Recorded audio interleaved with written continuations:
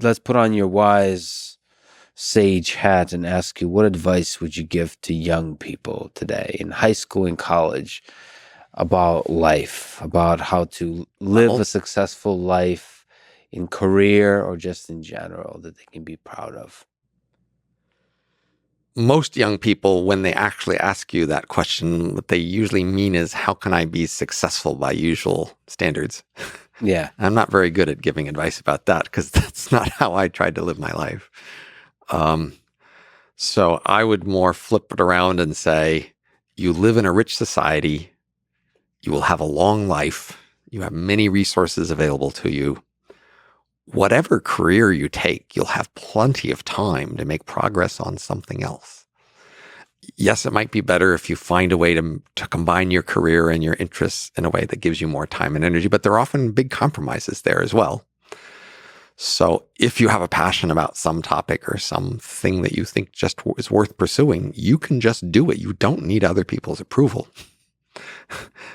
And you can just start doing whatever it is you think is worth doing. It might take you decades, but decades are enough to make enormous progress on most all interesting things. And don't worry about the commitment of it. I mean, that's a lot of what people worry about is, well, there's so many options, and if I choose a thing and I stick with it, I sacrifice all the other paths I could have taken. But I mean, so I switched my career at the age of 34 with 2 kids, age 0 and 2, went back to grad school in social science after being a research software engineer. So it's quite possible to change your mind later in life. How can you have an age of 0? Less than 1. Okay. Oh, U index was 0. I got it. Okay. Right. Like people also ask what to read, and I say textbooks. And until you've read lots of textbooks or maybe review articles, I'm not so sure you should be reading, blog posts and Twitter feeds and even podcasts. I would say at the beginning, read. This is our humanity's best summary of how to learn things is crammed into textbooks. Yeah, especially the ones on like introduction to biology. Everything, introduction to everything. Just read all the algorithms. Read as many textbooks as you can stomach, and then maybe if you want to know more about a subject, find review articles. Mm-hmm. Right? You don't need to read the latest stuff for most topics. Yeah. And actually, textbooks often have the prettiest pictures. There you go. And depending on the field, if it's technical, then doing the homework problems at the end, it's actually extremely, extremely useful. Extremely powerful way to understand something if you allow it. I actually think of like high school and college, which you kind of remind me of. People don't often think of it that way, but you'll almost not again get an opportunity to spend the time with a fundamental subject and like all the basics. And everybody is forcing you, everybody wants you to do it, and like you'll never get that chance again to sit there, even though it's outside of your interest. Biology, like in high school, I took AP biology, AP chemistry. I'm thinking of subjects I never again really visited seriously, and it was so nice to be forced into anatomy and physiology.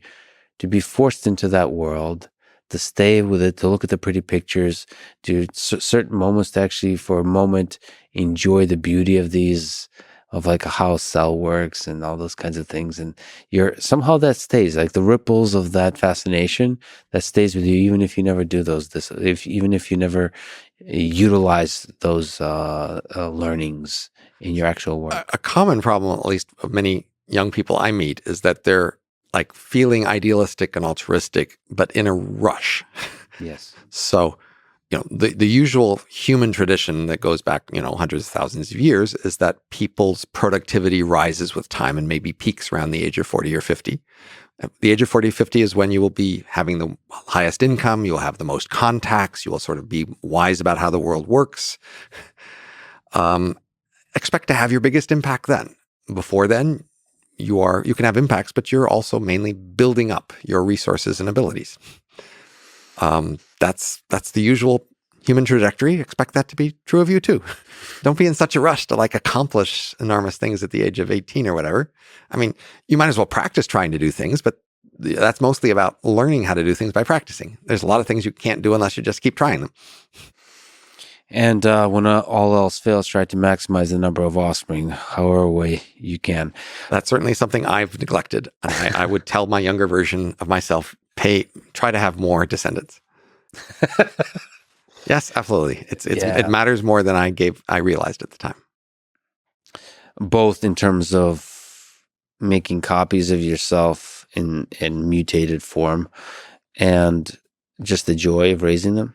Sure. I mean, the meaning even, So in the literature on the value people get out of life, there's a key distinction between happiness and meaning. So happiness is how do you feel right now about right now? And meaning is how do you feel about your whole life? And, many things that produce happiness don't produce meaning as reliably. And if you have to choose between them, you'd rather have meaning. And meaning goes along with sacrificing happiness sometimes. And children are an example of that. You get a lot more meaning out of children, even if they're a lot more work.